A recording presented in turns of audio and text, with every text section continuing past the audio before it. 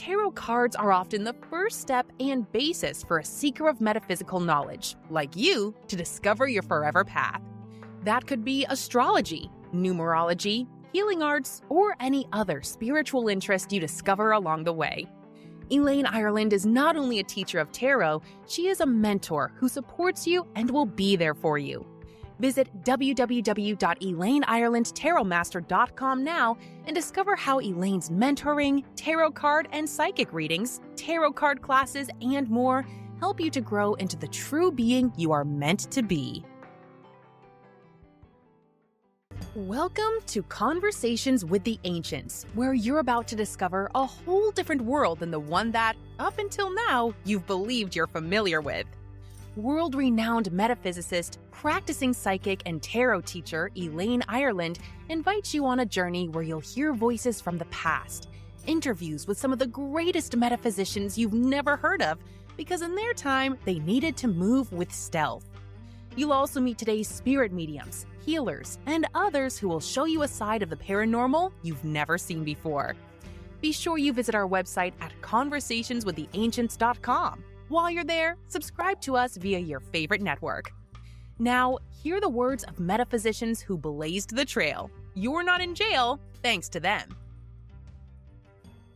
Hi, everybody. This is Elaine Ireland. Welcome to Conversation with the Ancients. And this pretty lady in front of me is Karen Riviere. Don't you love her last name? I love that name, Riviere. She has been in our community for many, many years as a highly respected Reiki Master, among other things, which we'll get into today. Welcome, Karen. So glad we're here. Finally. I am so glad we are here too. Thank you so much for this opportunity to talk to you and the rest of our community and all the people who maybe I don't know who are going to hopefully be new friends. Well, hopefully this is an international group. I'm working hard on making that happen. So, but we are on many, many platforms, which means an international exposure. So you will hopefully meet others that are not right now in your planetary mixture. Tell us about you wanted to talk about Michael Abedin first. I did. It's almost a little surreal sitting here talking to you, talking about meeting people from all over the world. One of the exciting things about what's happening in this world right now is we're finding our soul family. And I feel like you and I are soul family. I think back to, whoa, almost 8 years ago at this point, back in 2017, right after my husband passed away, which is right when I met Michael. I asked him who he would recommend that I talk to in this town. I said, who's the best medium if I want to connect with my husband who had just passed? And he said, hands down, the only person that I would trust and recommend in this town is Elaine Ireland. And he said, I'm having lunch with her this week. Why don't you tag along? You can meet her. And if you guys vibe, you can schedule a session with her. So I remember very nervously going to Bolton Creek Cafe and sitting between you and Michael. And I knew you were like reading my energy. And I thought, oh my God, I hope I pass because I know you're one of Michael's most valuable friends. I wanted to pass the friend test.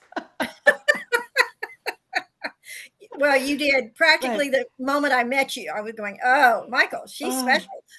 Oh, man. And what was even more special, Elaine, was I don't know if you remember this, but the reason you two were having lunch that day was because you had just birthed this idea of wanting to document the ancients, these stories that you're doing now on podcasts. You and he were talking about collaborating on him helping you with the interviews and writing them down, more of like book, print. I guess you were thinking featuring one in the magazine once a month, but wow. And to come full circle, and here we are having this conversation, you and I. And of course, this is our second conversation. Maybe the viewers don't know. You and I had recorded a podcast already about Michael Abedin and his magazine, Austin All Natural Magazine, that he had for 13 years, which showcased and supported the holistic and metaphysical community here in Austin. And so many of the people that you have been speaking with on your Conversations with the Ancients are these people that were in the magazine, the people that made this community what it is. And I'm so proud to be part of this community in Austin and so proud to be carrying on Michael's legacy from the Reiki side of things. So thank you. What's interesting is that the public has not seen that conversation that you and I and the two ladies had that worked with and for Michael for so long yet, because I wanted to have you also introduce that existence of that. It was recorded on Michael's birthday at your It request, was. and we had fun. We wanted to wait until we had the technology on this podcast to share all of the front pages, the artwork of all of his magazines that were created. That so those two things, we wanted to have the technology ready, and we wanted your invitation to be heard first. And now that this is happening, we will have, and Michael will be the very first Legends four-cornered table talk, I think is what I'm going to call it. I don't know. I don't everybody calls something round table. I don't want it to be a round table. I want it to be a square table, which is foundation. The number 4 is all about foundation. And he built a great foundation. The option of being in his magazine, the writings, the advertisements for different readers and practitioners of all kinds. His magazine was incredibly supportive, incredibly, and beautifully put together. And at some point, you joined his efforts and kept things going when he was not able to, or at the beginning when he was real busy, and then when he was sick, and so forth. And the lady, so it was fun to sit with down. I say all 5 of you because we know he was there. He was there. He was there, right. And it was his birthday, so that made it special too.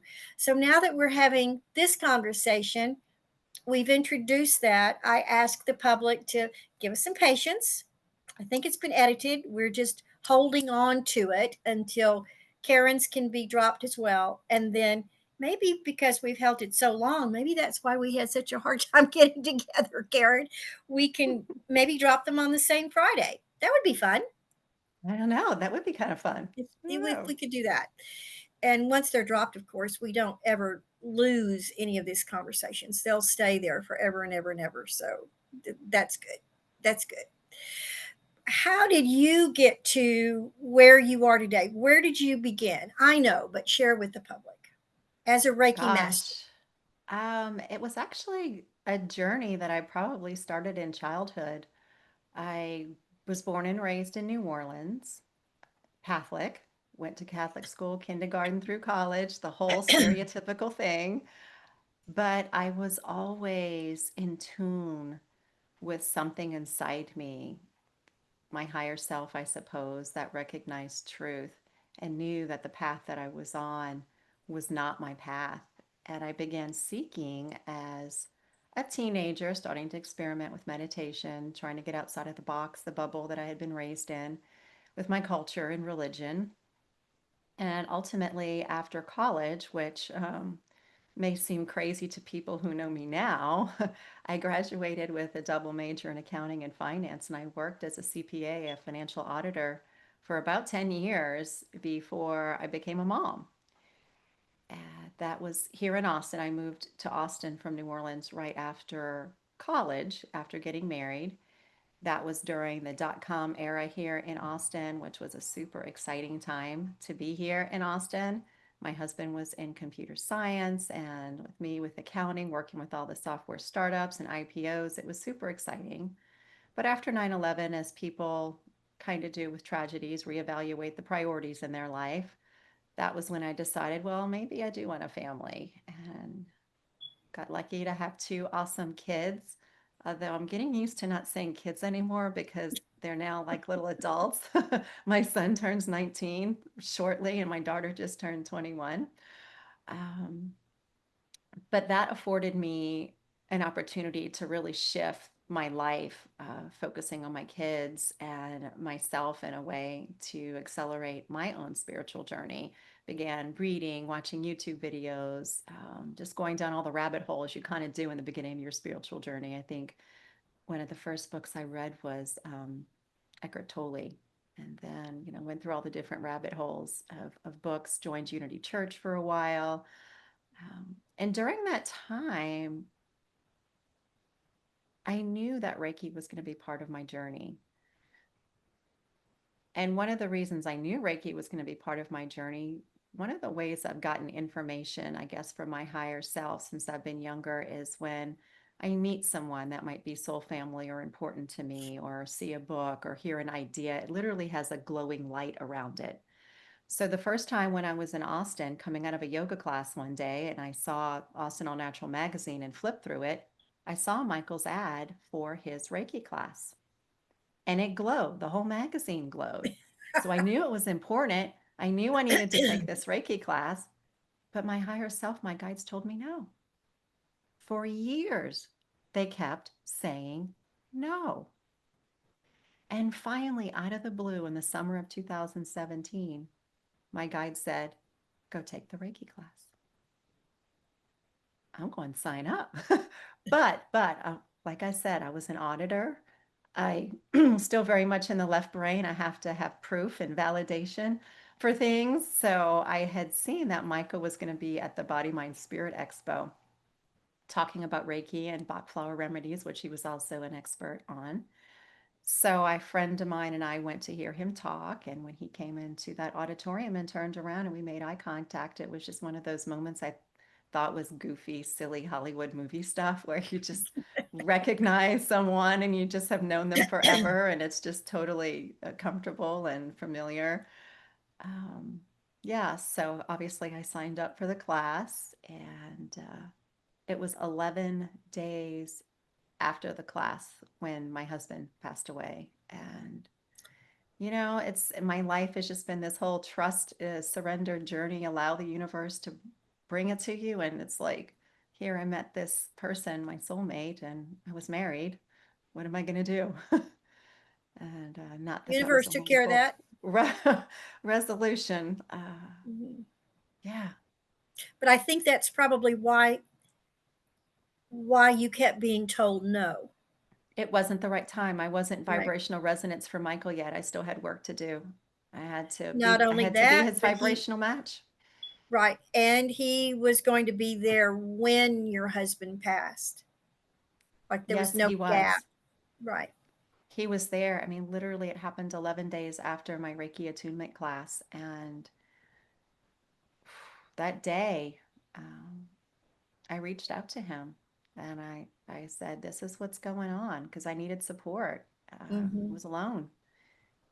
And in that moment, Michael said, I'm sending a Reiki bubble to you, sending Archangel Michael to you.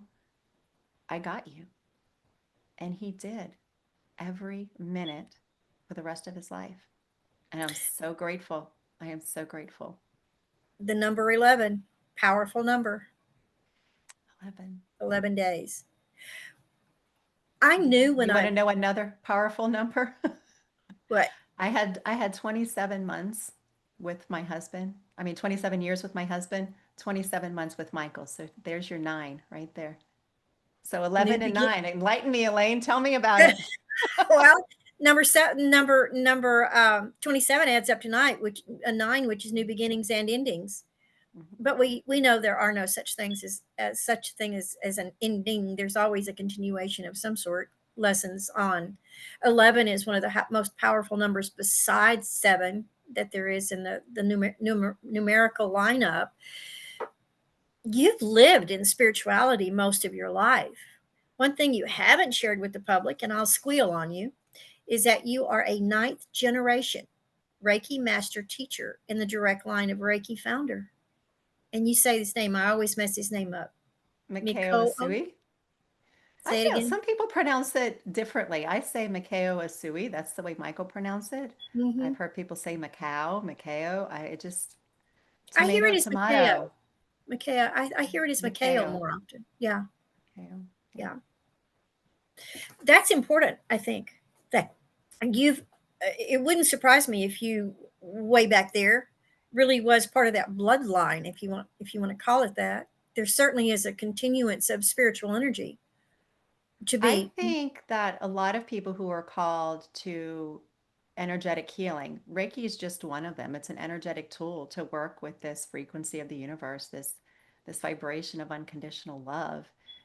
It's not the only one, and we've done this lifetime, past lifetimes. For me, that's another connection to Michael, and I guess I'll share that while we're on the Michael topic. Um, Talking about being on my spiritual journey since I've been 4 years old, that I remember. And the very first time I saw something glow was when I was 4 years old. I was in preschool, and it was around Thanksgiving time. And the teacher said, we're going to go outside and we're going to make costumes for our Thanksgiving party. Half of the class is going to make costumes to be pilgrims, and half of the class is going to make costumes to be Indians. And in that moment, something came alive in my soul and my blood. And I just like, everything inside of me screamed, you're an Indian. You have to be an Indian. And when we walked outside the classroom, they had things set up on the picnic tables outside. And when I walked outside and I looked at the two picnic tables, I couldn't see what was on them. But the one on the right just had this halo of golden light around it. And I was just drawn to it like a magnet. I'm like, I have to go to that table. I have to go to that table. And when I went and I saw the feathers laid out on the table, and they had construction paper cut in like little, little things like that. And I remember after I colored on my little construction paper little strip and picked a feather, and the teacher stapled the feather on, and she put it around my head and she stapled it. Something happened to me at that moment.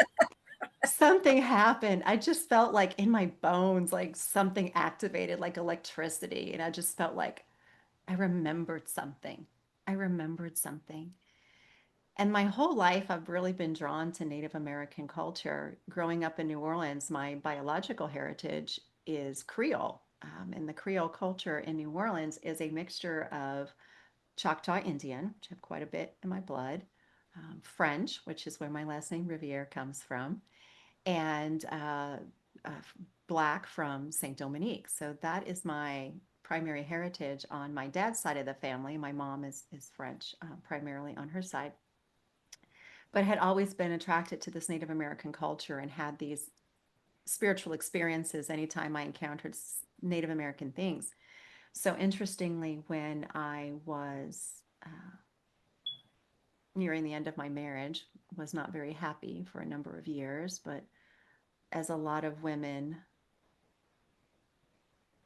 are programmed through religious programming of for better or for worse, till death do you part. I'd kind of bought into that. Suck it up, buttercup. This is what you picked. You're going to have more worse than better. You know, put on your big girl panties, trudge forward. But I had been on my spiritual journey enough to know that I needed to think about what I did want and not focus on the misery that I was in. And I actually had a list, I had a journal where I was, if I were in the perfect loving relationship, what would it look like? Who would this person be? Listing all the qualities, what we would do. And I was even so specific to say, this is how tall, I want long hair, I want somebody who's intelligent, like all the things I listed. And even one of the things I listed on that list was Native American, comma, preferably Cherokee. And Michael turned out to be a card carrying Cherokee, proud Cherokee tribal member. Um, anyway, fast forward when I met Michael, every time we were together in the beginning, every time I touched his hand, it was like I remembered another past life we had together. And over time, this lifetime that I began to remember as 4 years old, this Native American lifetime began to just come more and more and more. When he was started to get sick, it was 2019, around his birthday in February. And he didn't have insurance, so I ended up taking him up to the Tahlequah Hospital, the Cherokee Hospital in Tahlequah. They couldn't figure out what was wrong with him. So over that summer, we're still trying to get a diagnosis, and he couldn't get a diagnosis. As a matter of fact, he was in the hospital for 2 months, and he was in the hospital for over a month before he got an official diagnosis of cancer. I think that's a testament to the healing work he was doing energetically. But you had actually recommended to me that day when we were sitting at Bolton Creek Cafe when you said, well, I'm more of a forensic type medium. I can give you facts, but if you want to talk to somebody that's going to have a conversation, I want to recommend this person to you. So I actually had booked I think her name was Linda. I'm Linda Drake, probably. Yes, yes, Linda Drake. Linda Hmm. Drake. I was Phenomenal. blanking from. So I had booked a session with her on your recommendation back then, 2018 timeframe, 17, 18. So I called her up, made an appointment for Michael because I knew she was also a medical intuitive. Made an appointment for him for me as well, back to back. Well, he was in the hospital by the time we had the appointment because it was like a 2 month wait. I went anyway. She started with Michael's session, actually went through his whole body and said, here's where all the tumors are. And, Hmm. here's, it doesn't look good. You can stay or you can go, but it's going to be an uphill battle if you stay, kind of thing. So we finished Michael's session, moved into my session, and we weren't even 5 minutes into my session. And she says, wait, wait, wait. You guys have been together a really long time. And I said, no, not really, just about 2 years. She says, no, you guys have been together for 530 lifetimes. I've never seen that many lifetimes. I said, you really know this man? I said, yeah, yeah, yeah, I do. So fast forward a couple weeks later in the hospital, and Michael had gifted me Reiki, and I wanted to share that with him every day on his healing journey while he was in the hospital. But he had this tube up his nose and it went down his throat, and he didn't want the bed jostled because it would hurt when that thing moved, Yeah. that tube moved. So he didn't want me touching him, and his body just hurt. He didn't want me touching him. I mean, on a good day, I could touch his shoulder, I could touch his hand. So I would just stay on the other side of the room, and I would just long distance. Reiki can be sent across time and space. So I would just send him Reiki from the other side of the room. And one day I was doing Reiki, and one of the guides popped in and said, call Lori. Call Lori. Well, Lori was Michael's Reiki teacher, and he hadn't talked to her for over 10 years. The only thing I knew about her was what Michael shared during Reiki classes, and I had been doing all the Reiki classes with Michael since I had been attuned by him for the first time in 2017. So 2 years later, I've got a couple years worth of Lori stories, but I'd never spoken to her. So I went on the internet, the Facebook, and it didn't take me long to find her, sent her a direct message, and by that afternoon, she had messaged back and called, spent, a minute or two giving her just the overview of what's going on. She didn't know me. She asked to talk to Michael, gave the phone to him on speakerphone, and she says, Michael, let me tell you something, buddy. It doesn't look good. You can stay or you can go. Almost the same words as Linda said. But it's going to be an uphill battle if you stay. But let me tell you something. This woman you're with, you guys have had a lot of lifetimes together. And if you're going to stay, you're going to have to go into meditation and clear a few of them. And she starts to list a couple of them. And Michael had already remembered one of them. But that second one was a lifetime where I was a Cherokee medicine woman. And I believe we were a couple then, because what came through was we were by this little river creek. It was a cloudy day. I think we had just been swimming or something, and he was laying in the grass on his side, propped up on his arm, and I was sitting cross-legged in front of him. And we were just talking and having a great time, and a snake came up in the grass and bit him. And I immediately jump up and start looking around. I'm assuming for some kind of leaf or something to help, and I don't find what I'm looking for. So I carry him back to our village. It wasn't teepees, it was like, mud stick, hut thing. And I lay him on this grass mat inside, and I start doing everything that I know how to do as a healer. And it's not working. His eyes are swelling up, his body is swelling up. Um, and somehow in the middle of the night, I walk over and I reach up and I pull down this pouch, this medicine pouch, about this big, leather, old. And inside of it were these dried, The best way I can describe it is tiny, like little bird feet, but they were dried and crusted together. I don't know if they were birds, but they were like little three-pronged, like little feet thing. And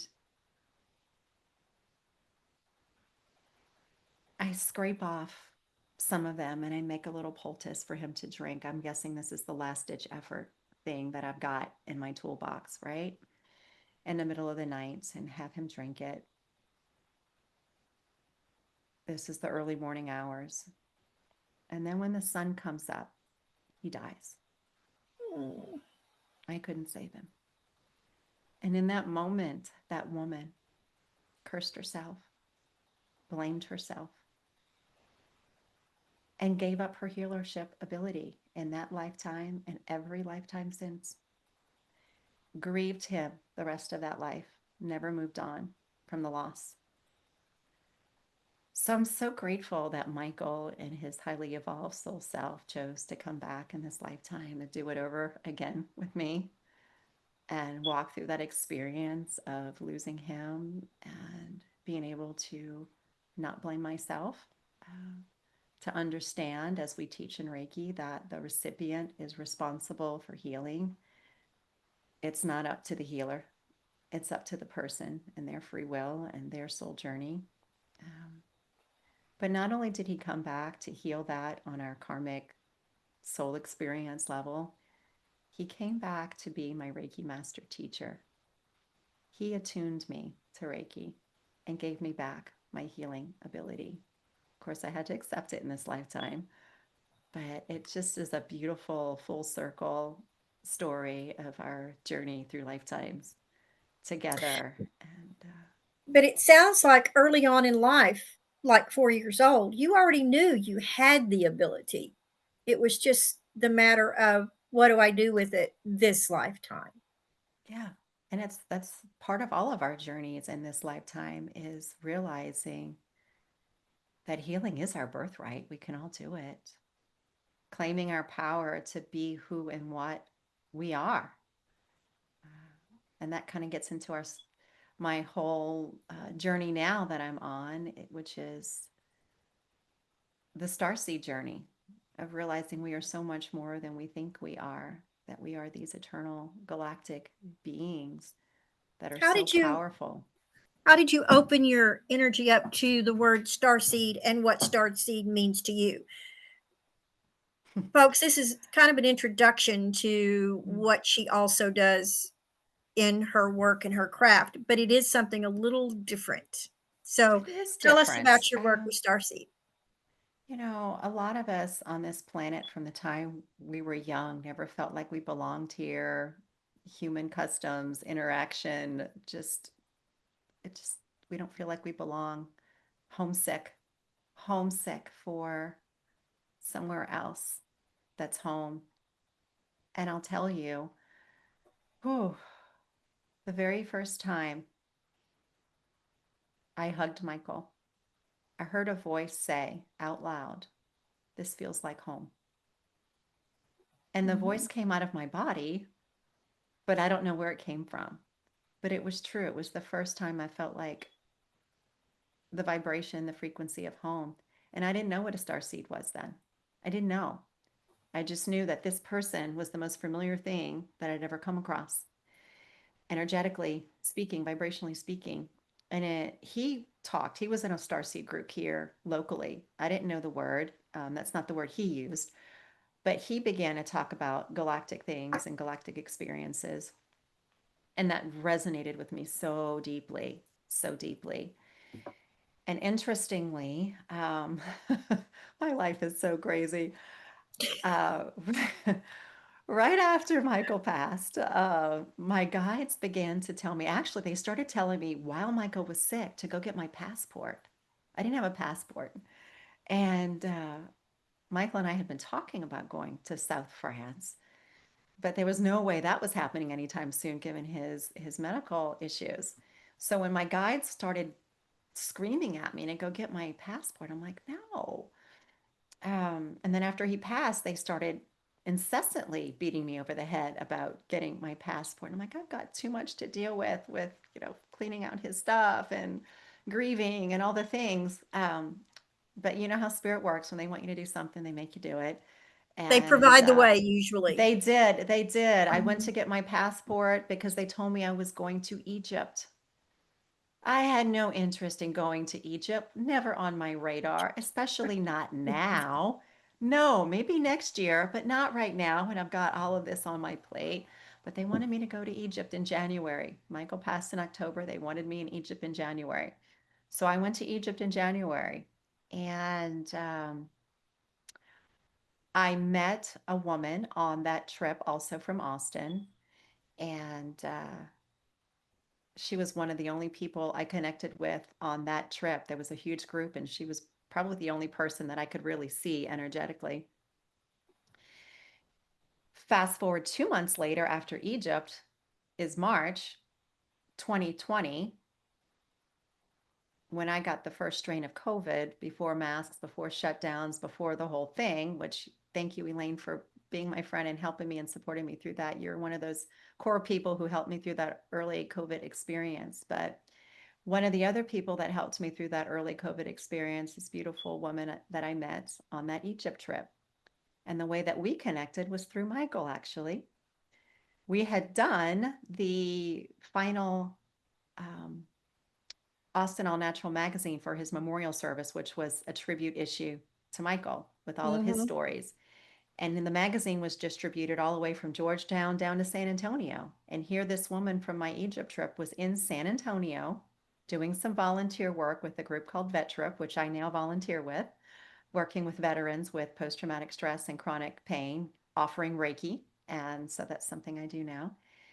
And there was the magazine on the shelf in the cafeteria. And she said a man kept telling her to go over and look at that magazine. And she did. And she opened it up. She saw my picture in it.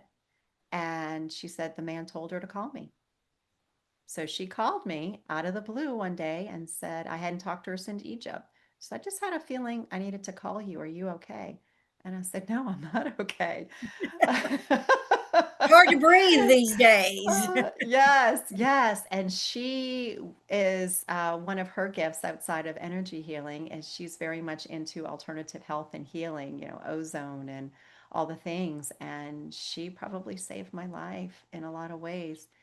Began working with her. So I am answering your question of how I got into the starseed thing. Yes, It's coming I full know. circle, I promise. So Be this patient, folks. particular We're getting there.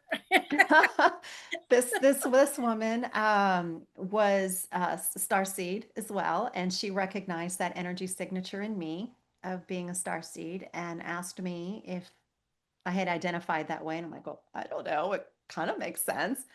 So she connected me with someone in the group that she was with, and I had my first galactic astrology reading, which identified all of my starseed markings in my astrological chart and what my missions were related to those markings, which totally resonated. And when I was on the phone with the woman that was doing the reading for me, she says, we do a retreat in Mount Ida, Arkansas. You ought to come. Now, this is around my birthday in August. And since about January of that year, my guides kept telling me, you're going to the mountains this summer. You're going to the mountains. And I thought I was taking my kids on a vacation, right? So I'm like, okay, can we go to the Smoky Mountains? My guides would be like, no. Can I go to Big Bend? That's on my bucket list. The Davis Mountains. No. Can I go to Colorado? No. Like every mountain range I came up with, they told me no. And I'm like, look, kids going back to school soon. You guys better say something yes soon because I can't take my kids to the mountains because they're fixing to go back to school. So here I am in early August, and she says, we actually had somebody cancel. There's an open space, or she said, there's one open space for our retreat that's coming up next week if you want to come. And my guide said, you're going to the mountains. And I'm like, what? I said, so I asked the lady that was doing the reading, I'm like, you said it was in Mount Ida, Arkansas. Are there mountains in Mount Ida, Arkansas? She goes, yes, there's mountains. I'm like, oh, sign me up. Just how my life goes. I just got to follow the energy and trust that you're going to be in the right place. So when I showed up at that gathering, they call it Quest, when I showed up and walked in the room, It was the second time in my life. The first time was when I hugged Michael. The second time was when I walked in that room. And over half the people in that room had that same energetic signature that Michael had that felt like home. Tribal, And that tribal energy. it was that soul family Mm-hmm. recognition. And that began my starseed journey of discovering. And growing up, I had a lot of memories and experiences of encounters, being up on ship and things like that. So I was really seeking answers and wanting to know and explain what those experiences were, and that began my starseed journey. And as I have been teaching Reiki classes, I actually taught my first Reiki class when Michael was in the hospital because we had 10 students signed up and he didn't want to cancel a class on 10 students. So he said, Karen, you have to teach the class. I'd already been co-teaching with him for a while, but he did certain segments and I did certain segments, and I didn't feel ready to jump in and do the whole thing. And he's like, you can do it. I'm like, no, I can't. Yes, you can. You can do it. Um, so taught that first class when he was in the hospital in 2019 with the help of another one of his Reiki Master teacher students, Carol Turner. If you haven't talked to her, she's just a beautiful soul. One of the OGs here in Austin too. Sound healing, Reiki. She's an amazing individual. Beautiful Send me energy. her information and I'll follow up. Mm-hmm. Thank you. Yeah. So anyway, after I began trying to get my life back in order after COVID. It took about 2 years of being in bed, but in that second year, I realized, okay, I might not ever be who I was before COVID. I'm going to have some peace and acceptance with the healing that I have now and move forward in my life. It's time to start teaching again. And when I began teaching, what I noticed was the students that were coming into my Reiki classes.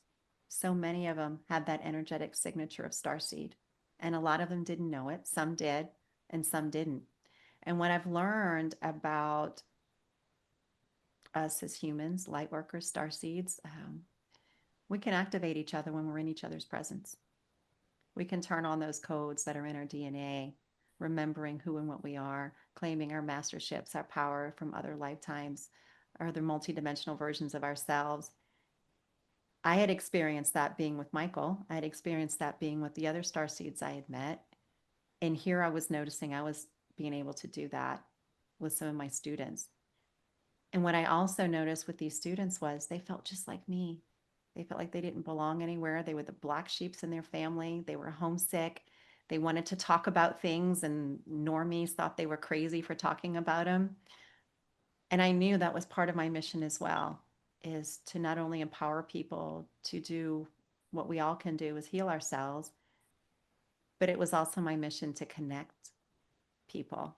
So that's how the Starseed group started. And it's mostly a lot of healers, a lot of Reiki people, because it's who's in my circle. And we're having fun getting to know each other and supporting each other and collaborating on missions. So many of them work, crystal grids. There's a lot of us working on uncovering the hidden, the truth, um, a lot of empowerment with healing, a lot of anchoring frequency. And it's all very integral to um, Reiki. I mean, what is Reiki but anchoring that 5D and above universal life force energy, heart, Now, unconditional love frequency here on earth? explain what you mean by 5D. Oh, that's a technical question. Yeah. Well, remember, we have folks People, out there come to these conversations because they're trying to learn.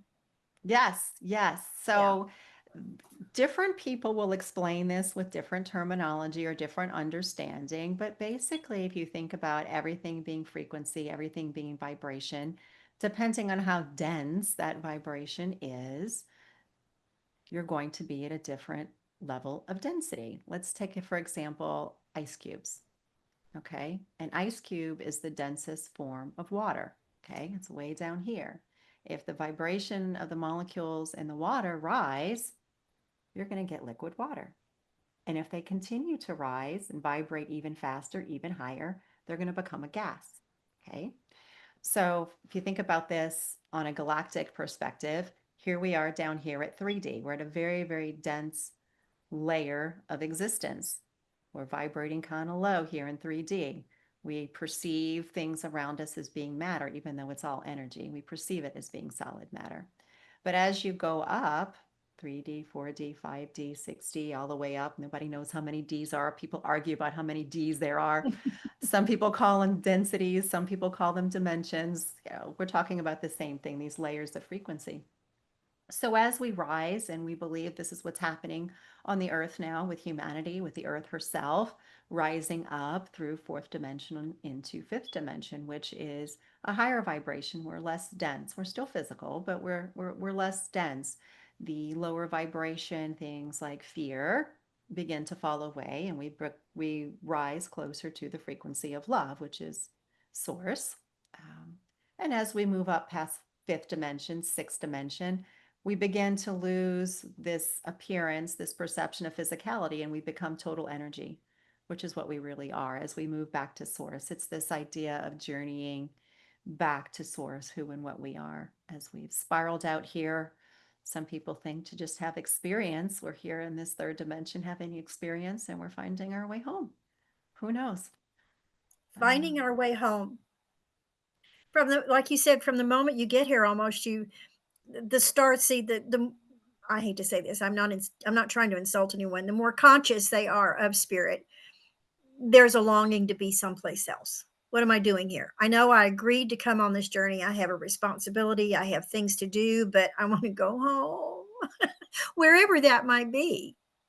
There are a lot of Yeah, planets out there. yeah. There's a lot of And space out there. we are eternal beings. We are eternal Mhm. beings.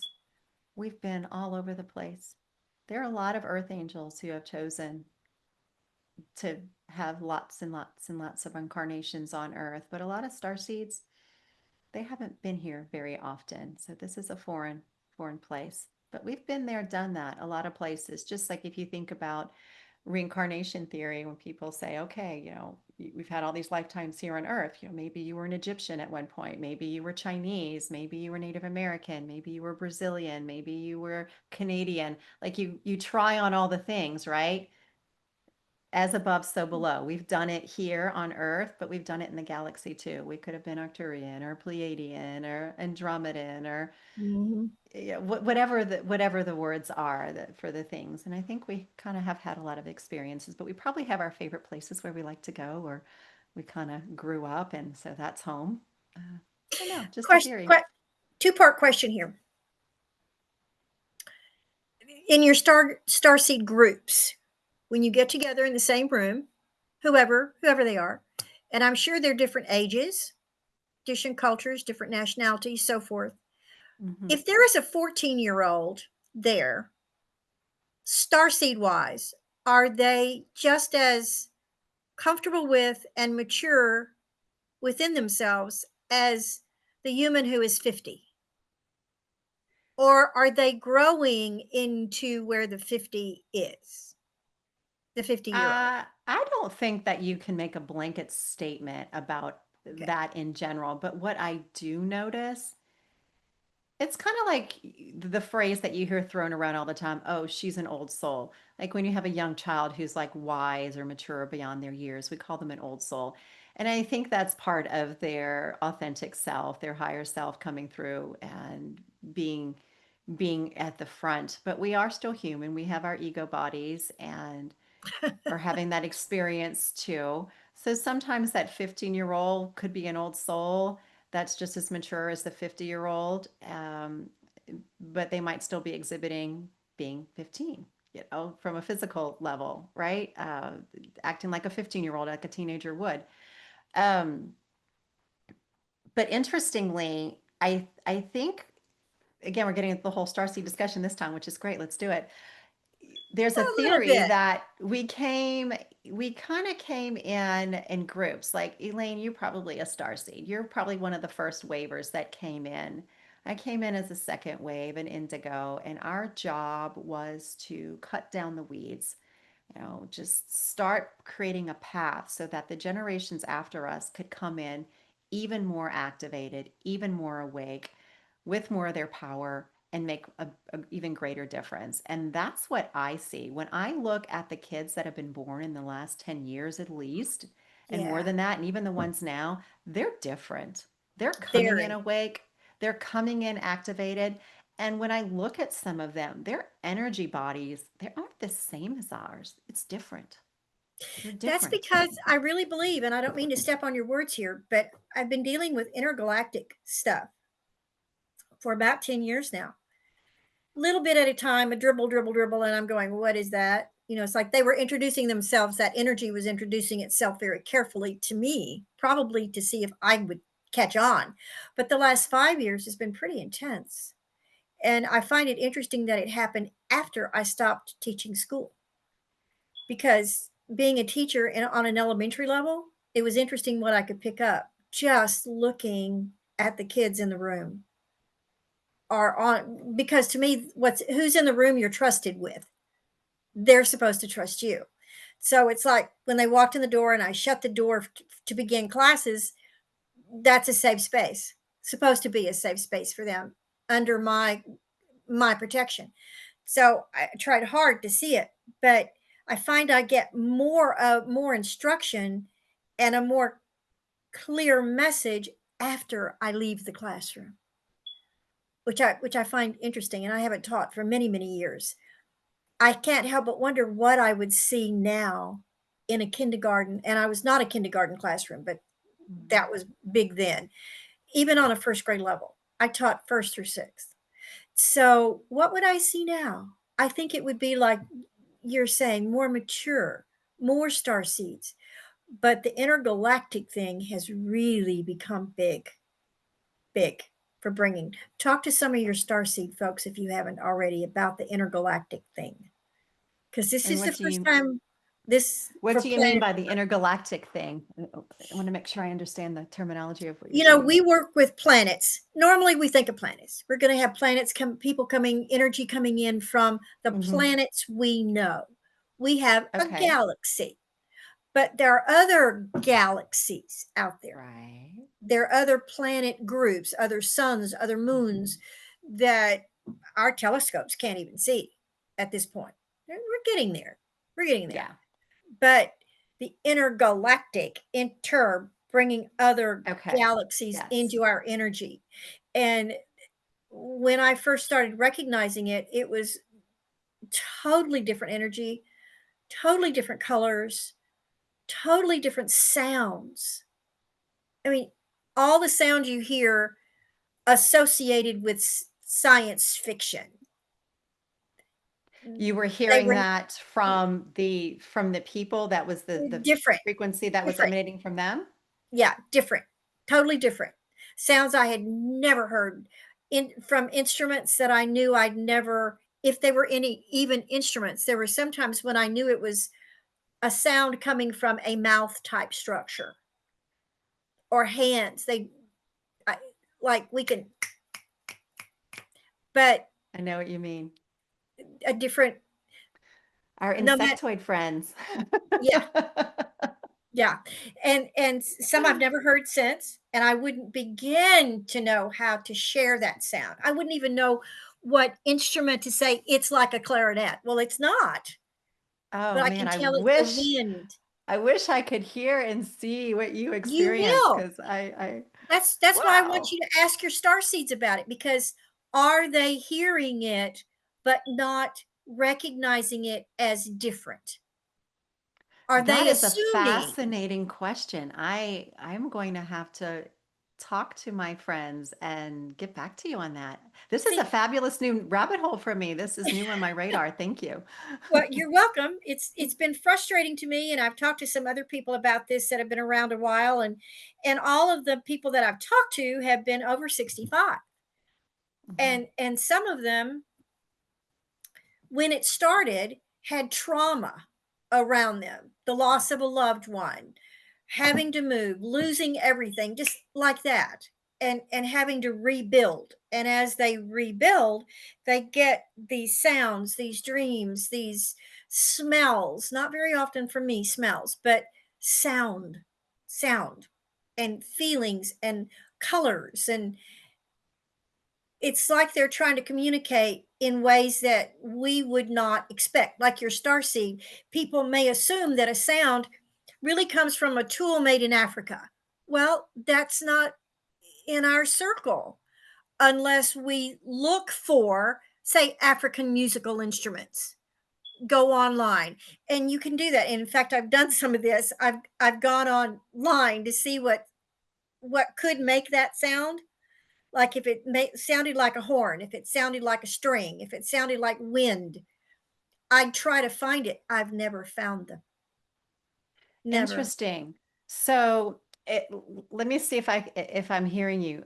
What I'm hearing is that as you're perceiving these individuals and hearing these sounds, that is like their individual song, their unique frequency of how it sounds. Yes. It's And you have to their remember, unique vibration. if they're intergalactic, they're coming from a long way. Are they staying here or are they just sending the sound? How long did it take the sound to get here? Was it instant? Did it take thousands of years? Why is this individual hearing it, feeling it, perceiving it? Why? Am I attached somehow to that?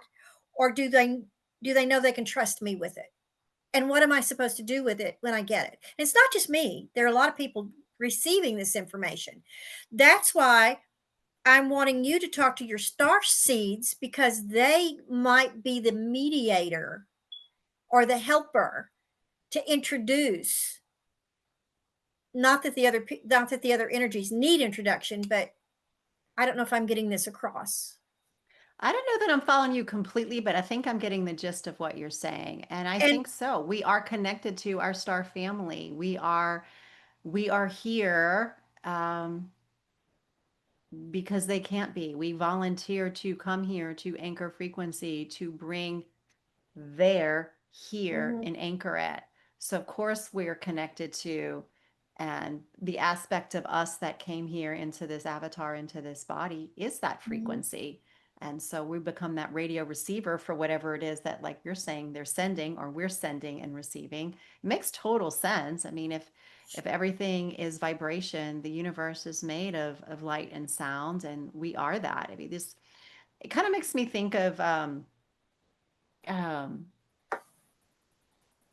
cymatics. You know how they take like a speaker and they'll put salt or sand on the top of it and they'll play yes, different frequencies and then mhm, and then it goes into like these beautiful geometric shapes and stuff. It's just the illustration of how matter is just vibration in a specific pattern. And right, so what I'm as you're speaking, what I'm feeling is that that sound, when you're perceiving that being, that's their unique vibration of who and what they are. And right. if who and what they are is galactic, that's going to be their vibration, their sound. Um, and you're Like their picking up on that. identification, I guess you Yeah, could say. their unique resonance, their unique vibrational signature, which I think we probably all have a unique vibrational signature, but I think each soul family also has a vibrational signature. And that's something I started to recognize as I've been around more star seeds. Like when people identify, oh, I believe I'm Syrian, oh, I believe I'm Andromedan, oh, I believe I'm Pleiadian. What I've noticed is that I can start to recognize the frequency of that. So when I meet somebody, I'm like, oh, they feel like an Andromedan. Oh, they feel like this. They feel like that.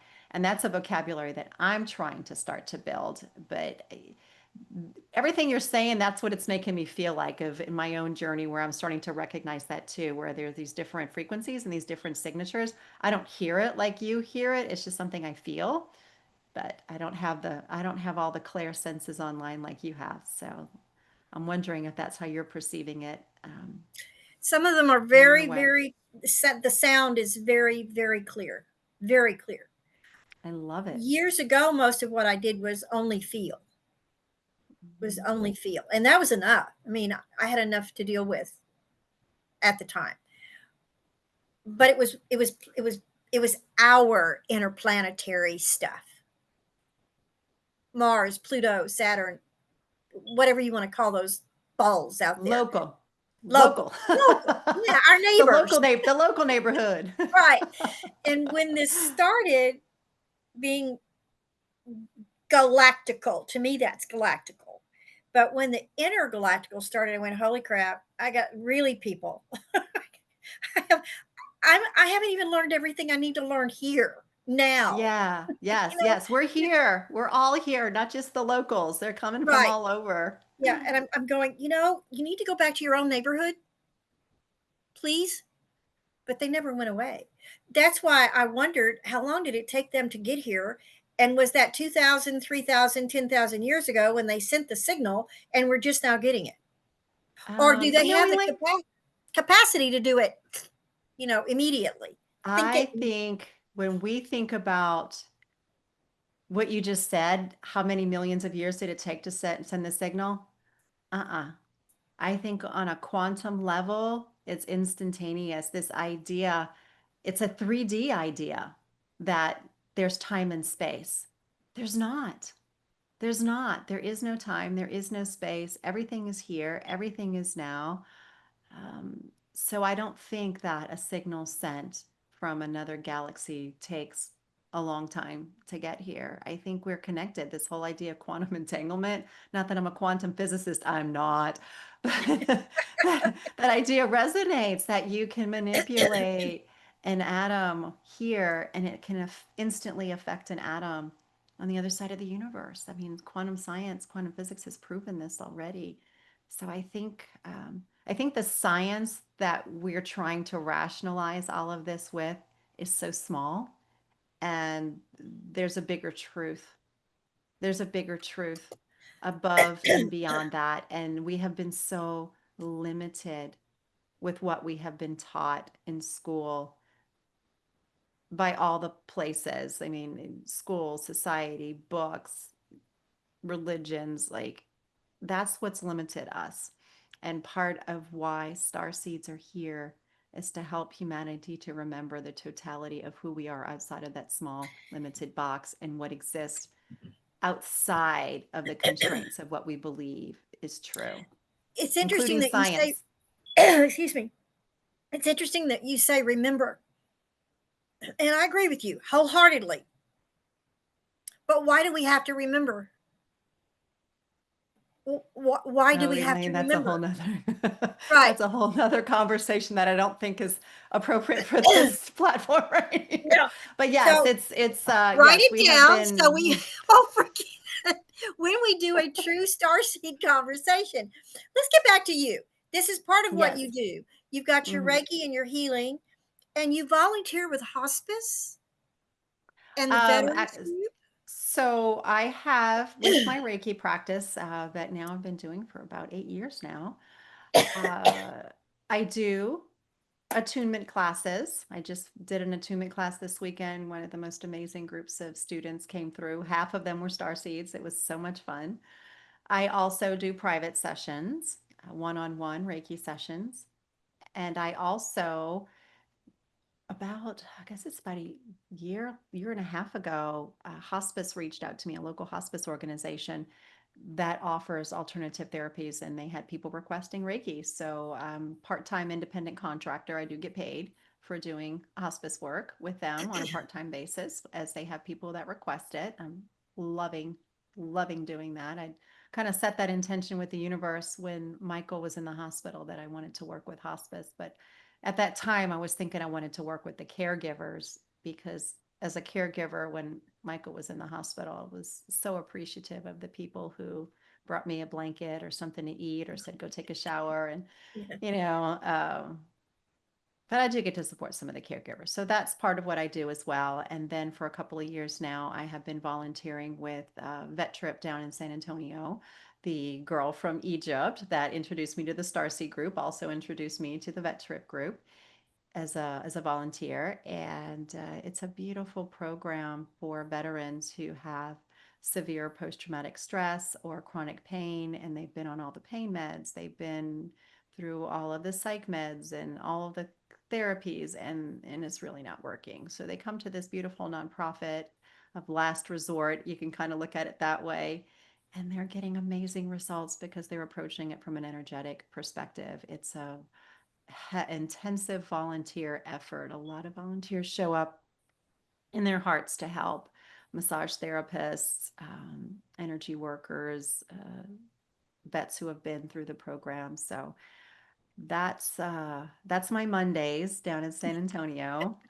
And then the rest of the week, I'm doing private sessions, hospice people. I do once a month north and once a month south. I do a Reiki share, which is a really fun way to come and sample Reiki if you've never had Reiki before, but it's also great if you are a Reiki practitioner, even if you weren't attuned by me, or all Reiki practitioners are welcome. It's a place to come and practice giving Reiki, and you also get to receive. Everybody gives and receives, and it's a wonderful place to be with your peers to kind of start trusting your intuition. And what happens when you are a Reiki practitioner, the more you work with energy, the more you align with energy, the more comes through, and people's clairs, their psychic senses begin to come Hmm. online. And it's a great place to start trusting and validating that, to be able in between sessions to say, you know, gosh, I was working on your hip and I got this impression, and the person can validate that for you, where you might not do that in a private session with a paying client. And it's a great community. It's another part of, like I said, my mission to build community of like-minded people. Reiki shares are a community event. We put one Reiki table up, unless we have a really big group, then we do two. And we just divide up the time, and everybody gets some time on the table, and everybody else in attendance gets to put their hands on that person and give them Reiki love and healing. So you might have 10 hands on you at one time receiving this beautiful love energy and healing. Is if you have multiple people working on you. Sometimes they will teach you, they will touch you with your permission. Sometimes they don't, they just hover. But what's interesting is that with each set of hands, you can feel the difference in the energy, which sometimes tells you this is an experienced person, this is still a learner, this is somebody who doesn't know what they're doing, this is somebody who's a teacher. You can feel it just You laying there can. and receiving it. Sometimes by the depth of the heat, the Hmm. heat. Sometimes they it's not heat, but you know they know what they're doing. They're leveled out. It's a wonderful experience. So if folks, you ever get a chance to go to one of these Reiki shares, please go. It's a wonderful Yes. experience. Yes. So Wonderful. everyone listening is invited if you're locally here. I know a lot of people do things online, and I know they're online Reiki shares and stuff, but there's something so beautiful about being in the same room, In the person. physical touch, feeling the energy. It's magic. So we It are absolutely is. North Austin. Hmm?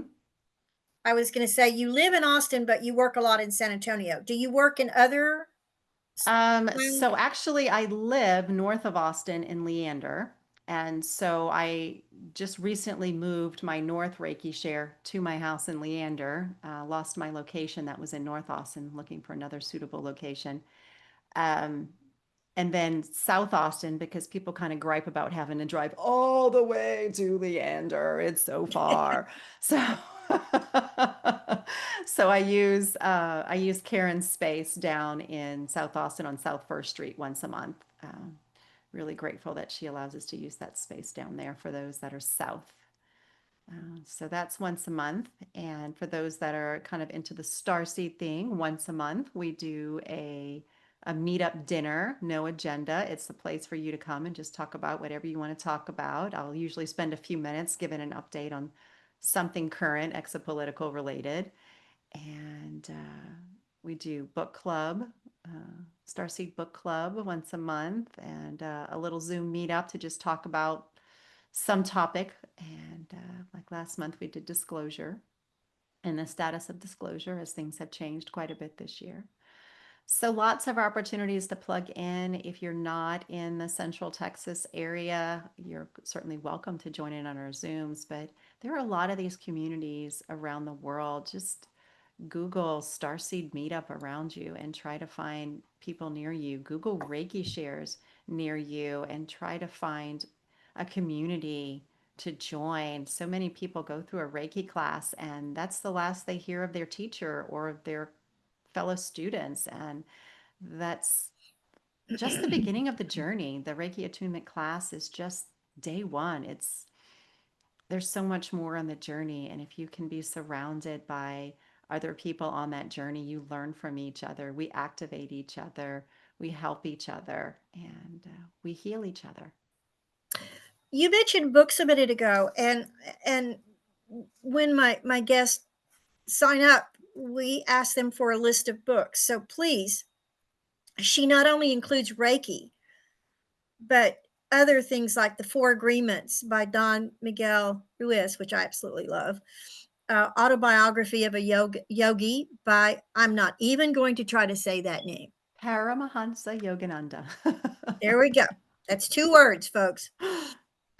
Many Lives, Many Masters. Yes, good book. These are all the classics that were Good pivotal books. in opening me up to my next level. I'm not familiar with There Is a River by Thomas Sugwe. Sagru, Sugru. that is the biography of Edgar Cayce. Is it? Mhm. Oh, I have to read it. It's so juicy. It's so good. Again, Yes. when I read these books, it validated what I knew was truth on the inside, but I hadn't heard anybody say it. It was like, thank you. I'm not Yeah. crazy. Karen has a library beginning now. Over time, I've invited all of our guests to add to that, whether it be a movie, a documentary, another book they read, a movie they saw and thought was wonderful, anything like that. Over time, public, you can come back and check the individual's library. So this is Reiki. She has 1, 2, 3, 4, 5, 6, 7, 8 books here. So you can check that out online. And the last one here is Bury My Heart at Wounded Knee by Dee Brown. I don't know that one Again, either. that one, it's not the easiest read, but it is a historical account of the Native American journey in the United States post immigration from Europe. And it's the truth of the Native American story in this country, not the one you were taught in school. And again, when I read that book, that soul level, bone level, DNA level reaction that I had to reading that book was life changing. And it was one of those books that helped me again take that another level of remembering my past life as this Cherokee medicine woman and my affinity for Native American culture. And I think because that lifetime is so closely aligned with this one. And I don't know if I put this book on my list, but it as you were reading my book list, I thought, gosh, I wonder, did I put The Surrender Experiment by Michael Singer on there? No, you did not. We've been talking about this idea of trusting, surrendering, letting the universe guide you, following the energy.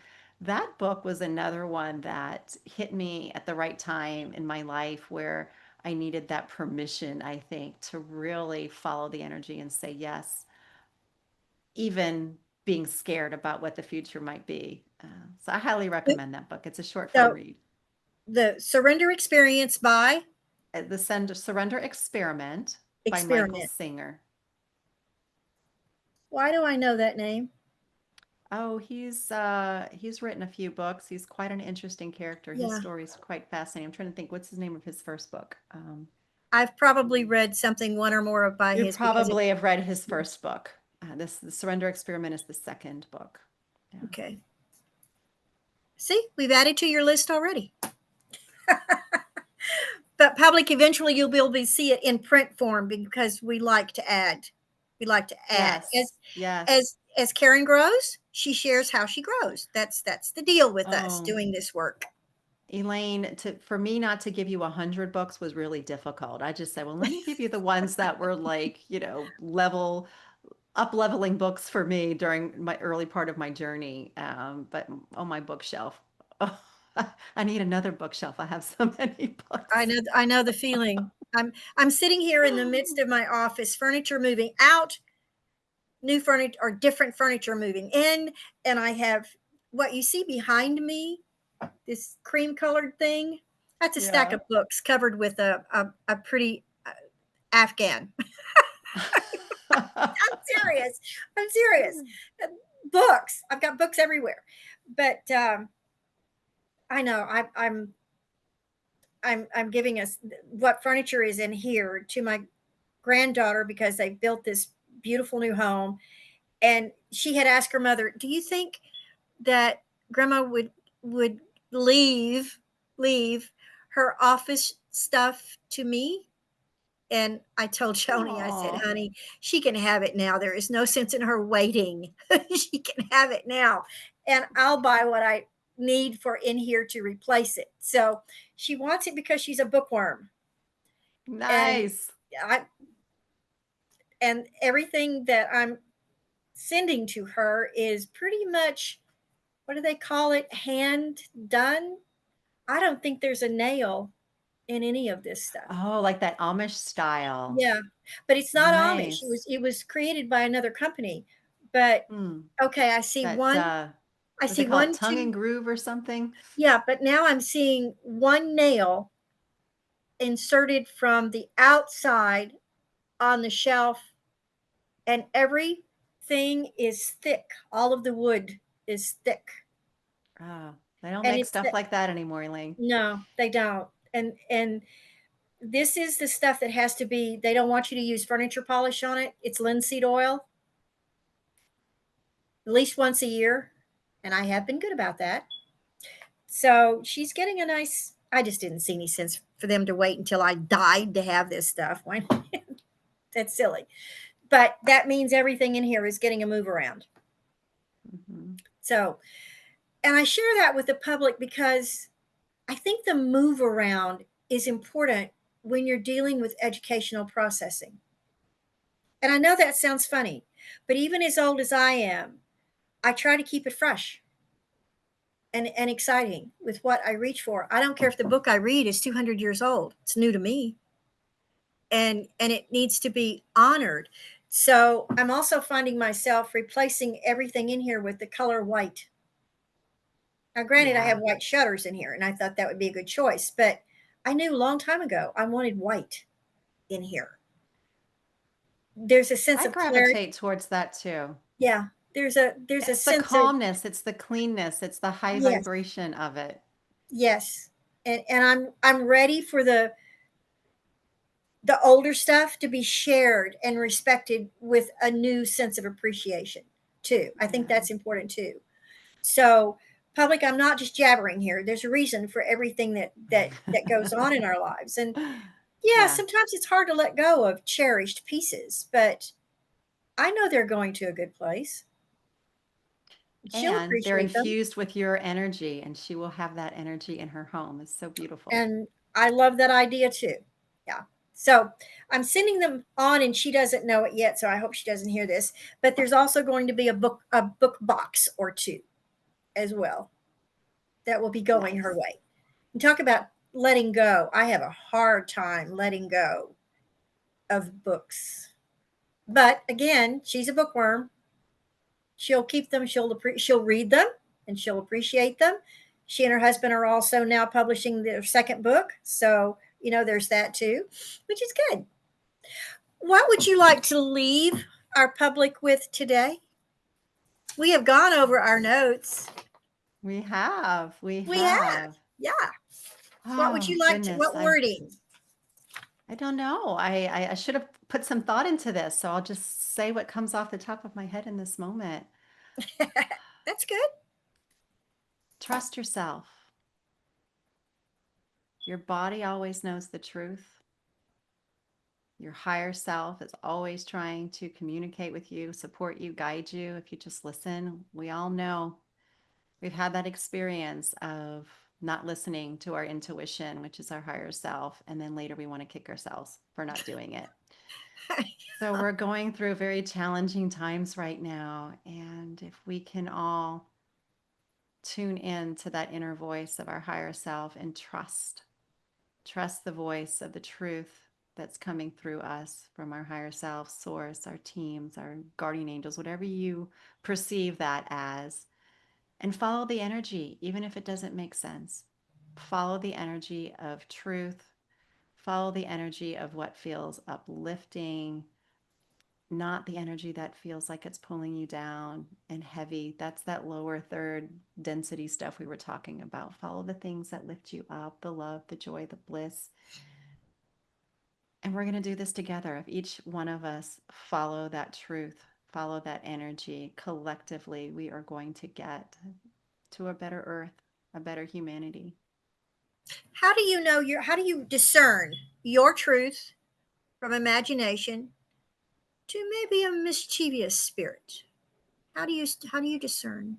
Oh man, that takes some practice. For me, I can't say how everybody else does it, but for me, it's really a process of begins first and foremost with awareness and then noticing what information am I getting, and then getting curious beyond that to not just judge based upon that initial perception, to really tune into the vibration, the frequency. It reminds me what you were just talking about earlier about the sounds you were hearing and Mm. talking to people. What is the truth of the frequency that I'm dealing with? You may look at something, say an entity. I was raised Catholic. So, when being raised Catholic, part of what you're programmed with is if you see this beautiful image of this white being in a robe with wings, it's an angel and it's good. And if you see this thing that's red with horns, it's bad, it's a devil. We're taught this. But in my experience, sometimes looks can be deceiving. And what we have to do is feel, learn to trust what we feel, the frequency, ask. And not let our ego mind override and talk us out of the truth that we know. Um, so it's been a trial and error for me. And that error part has been, oh, I didn't listen to my intuition. I knew better. Ugh. So you do better next time. You do better next time. Oh, I didn't listen last time. I'm going to listen this time. And for me personally, it was that kind of the examples about meeting Michael and knowing that he was going to be part of my life and not knowing how, or going to Egypt, or, you know, teaching classes, or trying to get through long haul COVID. It's like you just trust the next step. Where is the energy leading you? What little breadcrumb is lighting up in this moment? What's lighting up, and follow that energy. And I find I'm always on the path of where I need to be, even if I never imagined that that's what the path was going to look like. It's that trust, that surrender, and saying yes to the energy that feels like this, and saying no to the energy that feels like this. And it doesn't make sense sometimes. It doesn't. But here I am, and I am just in awe of my life right now, the people that are in it, what I get to do. And that's from following the energy, trying to Trusting that discern the voice that truth of said, the next step. Trust. your example of Egypt is perfect. What do I need from Egypt? I don't want to go to Egypt. Well, you met a woman who gave you direction. I got a lot from Egypt. That's a whole nother Mhm. story, but Next she's time. also a big part of it. Yeah. Yeah, next time. We're Yeah. going to wrap this up. Thank you, everyone who stayed with a little longer than usual.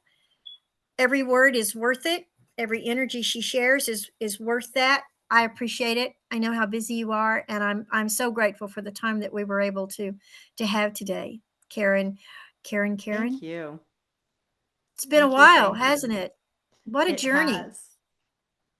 Thank you for being What part of my journey, Elaine. Oh, thank you for inviting me. It was wonderful. I have to say that when I met you and Michael together that day, I told Michael she's a really special lady, and he said, "Oh, you have no idea." And I gave him a hug and I said, "Yeah, she's going to be around a while." And you did. You were with him till the end. So, and a new So beginning, grateful. and a new So beginning for grateful. him. I'm excited about you having shared today with me. This is going to be one over several conversations that Karen and I will have. And we kind of introduced the Starseed thing. There's a lot more to talk about that another day, another time. And public, please watch for Michael Aberdeen's Yes, so conversation with the fun. ancients. We had fun. We had fun that Yes, we day. did. Yes, We we did. did. Meanwhile, I'm going to say goodbye. Thank you again. Thank you, folks, for sticking with us. Thank Take you, care, Karen. everybody. Bye. Bye-bye, folks. Thank you for tuning into the Conversations with the Ancients, where we take you on a journey where you'll hear voices of metaphysicians from the past, as well as today's spirit mediums, healers, and others who show you a side of the paranormal you've never seen before. Remember to visit our website at conversationswiththeancients.com and enjoy even more great episodes like this one. Again, while you're here, subscribe to us via your favorite network. We look forward to seeing you next time on Conversations with the Ancients.